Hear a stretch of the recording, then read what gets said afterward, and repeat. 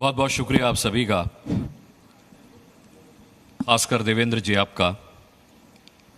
अब 2 मिनट का समय तो बहुत कम है, तो उसके आगे एक शून्य लगा लेते हैं और उसके बाद जितनी आपकी मेहरबानी होगी समय बढ़ता रहेगा। आपके इंट्रो में मनोज मुंतशिर जी ने देवा भाव शब्द का इस्तेमाल किया। अब आपको देवा भाव कहता हूं तो अजय जी का चेहरा सामने आता है। पहले तो यह परमिट कीजिए कि आपको क्या कहा जाएगा सर आज के सेशन में। आपको मैं महाराष्ट्र का सीएम देवेंद्र फडणवीस कहूं या देवा भाव कहने की इजाजत देकर के आप थोड़ी लिबर्टी देना पसंद करेंगे हमें?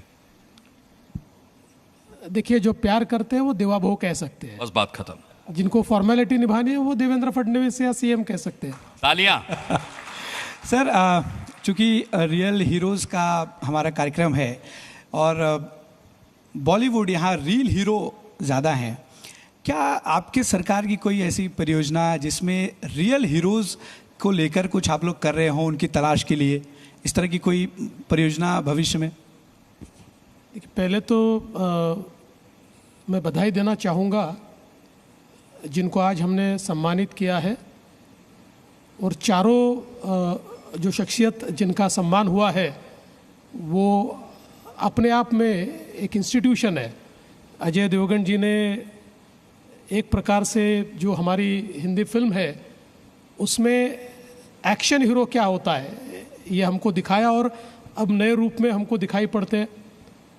अनुपम खेर जी ने तो जिस प्रकार के किरदार निभाए हैं, मैं ऐसा मानता हूँ कि इतना वर्सेटाइल एक्टर शायद ही हमने देखा है। पंकज त्रिपाठी जी ने तो मुझे ऐसा लगता है कि एक आभा ही बदल दी है, और जब उनको देखते हैं, उनको सुनते हैं, और जो एक शालीनता, मतलब उनकी एक्टिंग देखने के बाद शालीनता से गाली भी दी जा सकती है, ये पंकज जी ने हमको सिखाया। और शानुदा तो ऑल टाइम फेवरेट है, क्योंकि हम भी 90s वाले लोग हैं, हमारा कॉलेज का ज़माना तो 90s का है, और शानुदा ने जिस प्रकार से मोहब्बत तो हमने की थी, इजहार करना शानुदा ने सिखाया। तो मुझे ऐसा लगता है कि ये चारों लोग जो आपने चुने हैं, मैं ऐसा मानता हूँ कि जिन्होंने एक प्रकार से एक पाथ ब्रेकिंग इस प्रकार का काम इस इंडस्ट्री में किया, इसलिए उन चारों को मैं बहुत शुभकामनाएं देना चाहता हूँ। और आपने बहुत अच्छे लोग चुने, इसलिए आपको भी मैं शुभकामनाएं देना चाहता हूँ। जहाँ तक हमारा सवाल है, तो हमारा लगातार ये प्रयास होता है कि हम नए नए लोगों को चुने, नए लोगों को ढूंढे। विशेष रूप से मैं जब पहली बार मुख्यमंत्री बना उस समय मैंने एक प्रोग्राम शुरू किया जो आज तक चलता है, सीएम फेलोज़। और ये प्रोग्राम ऐसा था कि जिसमें हम लोग एक बहुत ही ट्रांसपेरेंट पद्धति से मात्र 11 महीनों के लिए जो हमारे देश का टैलेंट है उसको हम सीएम फेलोज़ के रूप में बुलाते हैं, उनको अलग अलग डिपार्टमेंट्स में काम करने का मौका देते हैं। और मुझे बड़ा आश्चर्य भी हुआ, मुझे बहुत खुशी भी हुई कि लोगों ने 11 महीने के लिए अपनी बड़ी बड़ी जॉब्स छोड़ दी। कोई बहुत बड़ी फॉरेन बैंक में काम करता था और यहाँ पर आकर उन्होंने इतना अच्छा काम किया हमारे सीएम फेलोज़ ने, कि हमारे 2 सीएम फेलोज़ के तो जो उन्होंने जिस प्रकार का काम किया था उसको प्राइम मिनिस्टर्स अवार्ड मिला। तो इस प्रकार का प्रयास हम लोग अलग अलग प्रकार से करते हैं। तो हर फील्ड में जो अच्छा काम करते हैं उन लोगों को सम्मानित करना, उनको रिकॉग्नाइज करना और टैलेंट पूल तैयार करना, ये मैं ऐसा मानता हूँ कि अपने आप में बहुत ज़रूरी है और ये सरकार हमेशा करती है। आपने देवा भाव कहने की लिबर्टी देकर के एक सवाल पूछने को मुझे उत्साहित कर दिया है। जब से आप सत्ता में आए हैं, योगी जी की तरह आपका बुलडोज़र चल रहा है, हिमंता बिस्वा शर्मा की तरह आप बांग्लादेशियों को भगा रहे हैं। मतलब आत्ता माजी सटकली स्टाइल में जिस तरीके से आप चुन चुन करके, धर पकड़ करके बाहर निकाल रहे हैं, देवा भाव ये बदला तो नहीं ले रहे वोट जिहाद का किसी से आप? देखिए, हम बदले के लिए चुनकर नहीं आए, हम बदलाव के लिए चुनकर आए हैं। हमको बदलाव लाना है और ये बदलाव हर क्षेत्र में लाना पड़ेगा। और हमारी विचारधारा राष्ट्रवाद की विचारधारा है, और राष्ट्रवाद की विचारधारा ने हमको ये सिखाया है जो विचार हमारे राष्ट्र के खिलाफ है उसको चुन चुन कर बाहर निकालना पड़ेगा।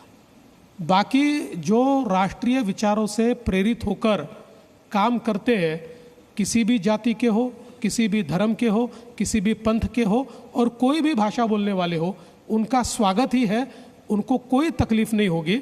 लेकिन इस राष्ट्र का कोई विरोध करेगा और इस राष्ट्र में अराजकता तैयार हो, इस प्रकार का कोई प्रयास करेगा, तो ऐसे ताकतों को तो हम चुन चुन कर बाहर करेंगे। एक सवाल है सर, आप सीएम बने, फिर डिप्टी सीएम बने और फिर सीएम बने, लेकिन जब आप पहली बार सीएम बने, दूसरी बार भी जनता ने आपको मैंडेट दिया था सीएम बनने का, लेकिन परिस्थितियां ऐसी बनी, आप सीएम नहीं बन सके।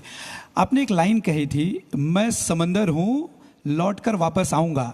तो ये लाइन क्या आपने ऐसे ही फ्लो में बोल दी थी या फिर आपको यकीन था कि भाई मैं तो वापस आने वाला हूँ? देखिए, वो तो मेरा जवाब था। जिस समय पूरी मेजॉरिटी मिलने के बाद मुझे मुख्यमंत्री नहीं बनने दिया गया और जो कुछ हुआ महाराष्ट्र ने देखा, और हमारी विधानसभा में उसके बाद एक डिबेट हुआ, और उस डिबेट में जो उस समय की रूलिंग पार्टी के सारे नेता थे, वे सारे नेता एक प्रकार से मुझे चिढ़ा भी रहे थे, अपमानित भी कर रहे थे कि कैसे आपको बाजू रख दिया, आप जिंदगी में वापस नहीं आ सकते, पुनः ये इन पे। तो पूरा एक तरह से मुझे जब सब लोग मिलकर टारगेट कर रहे थे, तो मैंने उनको जवाब दिया था कि मेरे किनारे पर घर मत बसा लेना, मैं समंदर हूँ, लौट कर ज़रूर आऊँगा। और अब लौटे और बहा दिया। ईश्वर की कृपा है, लौटे तो सुनामी के साथ लौटे। वही मैं कह रहा था, समंदर नहीं आया, हाई टाइड आ गया, आपने सुनामी कह दिया उसको। आप सीएम बनने के बाद उद्धव ठाकरे जी से मिलने भी गए थे, वो तस्वीरें हमने अपने चैनल पर दिखाई भी थी। वो मुझे मिलने आए थे, मैं नहीं मिलने गया था। अच्छा, आप मिलने आए थे। मैं आपसे खैर इस बारे में सवाल ही नहीं पूछ रहा, मैं तो सवाल ये पूछ रहा हूँ कि सीएम बनने के बाद आपने ऐसा क्या कर दिया कि उद्धव ठाकरे आपकी तारीफ कर रहे हैं, आदित्य ठाकरे आपकी तारीफ कर रहे हैं, और तो और संजय राउत आपकी तारीफ कर रहे हैं। तालियां भी बजा सकते हैं आप। देखिए, कुछ तारीफें ऐसी होती है कि जिससे हमेशा बचना चाहिए। अगर आपने इन तारीफों को तारीफ समझ लिया तो आपका नाम तारीख में दर्ज होता है। इसलिए ऐसी तारीफें होती है, उसको छोड़ देना चाहिए। अगला सवाल वही है सर कि क्या ये तारीफ जो है, आपके जो सहयोगी हैं उस तारीफ से असहज तो नहीं हो रहे, या फिर ये प्लानिंग के तहत तारीफ की जा रही है, एक साथ सब कर रहे हैं इसमें? राजनीति में ऐसा ही होता है, उनको असहज करने के लिए ये तारीफ चल रही है। लेकिन मेरे जो साथी हैं वो भी राजनीति के मंझे हुए खिलाड़ी है, उन्होंने भी राजनीति बहुत पास से देखी है, तो मुझे लगता नहीं है कि किसी प्रकार की असहजता उनमें तैयार होगी। अभी और कुछ हासिल करना है सर बड़ा? देखिए, हम राजनीति में कुछ हासिल करने के लिए नहीं आए, हमारे लिए राजनीति एक मिशन है। क्योंकि जिन विचारों से हम तैयार हुए, राष्ट्रीय स्वयंसेवक संघ के स्वयंसेवक के रूप में मैंने अपने जीवन की शुरुआत की, और मुझे राष्ट्रीय स्वयंसेवक संघ ने एक ही चीज़ सिखाई, और वो चीज़ है राष्ट्र प्रथम। अपने देश की सेवा करना, अपने समाज की सेवा करना और सेल्फलेसली करना, ये एक मंत्र मुझे बचपन से मिला है। इसलिए मैं ऐसा मानता हूँ कि कुछ हासिल करना ये राजनीति का उद्देश्य नहीं है। हम लोगों ने तो संघ के गीत में सुना है, पथ का अंतिम लक्ष्य नहीं है सिंहासन चढ़ते जाना, सब समाज को लिए साथ में आगे है बढ़ते जाना। तो इसी प्रकार से हम लोग आगे बढ़ रहे हैं, कुछ हासिल करना नहीं है। जो मिला है ये पद नहीं है, ये जिम्मेवारी है। इस जिम्मेवारी को ठीक से निभाना, यही अब हमको हासिल करना है। अच्छा देवा भाव, वैसे मैं आपको बताऊं कि राजनीति में हमने कई लोगों को फाइट करते ज़्यादा देखा है, फाइट बैक करते कम देखा है। आप उनमें से एक हैं, और नतीजा ये है कि आपको अब लोग प्रधानमंत्री नरेंद्र मोदी के उत्तराधिकारी के रूप में भी देख रहे हैं। मतलब एक फहरिस्त है जिसमें हेमंता बिस्वा शर्मा भी हैं, योगी आदित्यनाथ भी हैं, नितिन गडकरी भी हैं, उसमें अब आपका भी नाम लिया जाता है। देखिए, मैं उत्तराधिकारी के किसी लिस्ट में नहीं हूँ, लेकिन जिन विचारों के लिए प्रधानमंत्री नरेंद्र मोदी जी काम करते हैं, उन विचारों का उत्तराधिकारी मैं हूँ रहूंगा और जिंदगी भर उसके लिए काम करूंगा। आपकी मौजूदगी में राजनीति विरोधी के भी बारे बोल में रहे हैं मैं सर। पूछ रहा था, केंद्र की राजनीति की रेस में अगर आपका नाम आता है, अग्रणी रूप से आता है, अरे भाई अभी अभी तो महाराष्ट्र का मुख्यमंत्री बनाओ यार, रहने दो 5 साल यहीं पर, क्यों भेजना चाहते हो? लाडली बहन योजना का इसमें कितना योगदान रहा सर? कहते हैं कि लाडली बहन योजना शिंदे साहब शुरू करना चाह रहे थे, लेकिन अजीत पवार उसके फेवर में नहीं थे, फाइनेंस मिनिस्टर थे, पैसा कहाँ से आएगा, ये सारी बातें हो रही थी, इसमें कितनी सच्चाई है? नहीं देखिए, ऐसी बात नहीं है। लाडली बहन योजना हमारे शिवराज सिंह चौहान जी ने जो मध्य प्रदेश में शुरू की और वो बड़ी सक्सेसफुल हुई, और उसी की तर्ज पर हमारे मुख्यमंत्री एकनाथ शिंदे जी ने उस समय निर्णय किया कि महाराष्ट्र में भी इसको शुरू करेंगे। तो उन्होंने मुझे और अजीत दादा को निमंत्रण दिया, हम तीनों ने मंत्रणा की और हमने एक मत से ये निर्णय किया कि हम इस योजना को शुरू करेंगे। और ये निश्चित है कि हमारी लाडली बहनों ने हमको बहुत समर्थन दिया।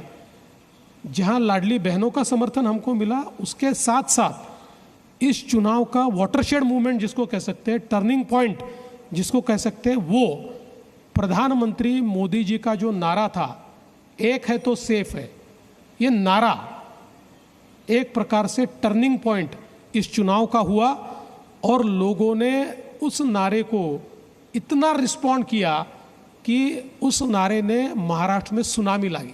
एक चीज आपने, क्योंकि एक रहेंगे तो सेफ रहेंगे की बात की, आपको नहीं लगता कि विपक्ष का भी ये कहना था कि बीजेपी बट गई दो नारों में, बटोगे तो कटोगे या एक रहोगे तो सेफ रहोगे? योगी जी महाराष्ट्र में आके कह गए बटोगे तो कटोगे, अजीत दादा ने भी उसका विरोध किया कि हम इससे इत्तेफाक नहीं रखते, लेकिन जब जीत मिली तो आपने कहा एक रहोगे तो सेफ रहोगे की वजह से मिली। तो किस नारे का योगदान रहा है? देखिए, दोनों चीजें एक ही है। जैसे हम कहते हैं कि पानी का गिलास आधा खाली है या आधा भरा है, बटेंगे तो कटेंगे का अर्थ यह है कि पानी का गिलास आधा खाली है, एक है तो सेफ है का अर्थ है पानी का गिलास आधा भरा हुआ है। तो एक पॉजिटिव चीज़, अब दोनों की अपनी स्टाइल है। योगी जी की अपनी स्टाइल है, उन्होंने बटेंगे तो कटेंगे कहा। योगी जी एक बहुत फायरी इस प्रकार के नेता है, लेकिन उसका भी अर्थ यही था कि बटना नहीं है, साथ में रहना है। और देखिए, मुझे कभी कभी ध्यान में नहीं आता कि इस नारे से इतनी जलन क्यों है लोगों को।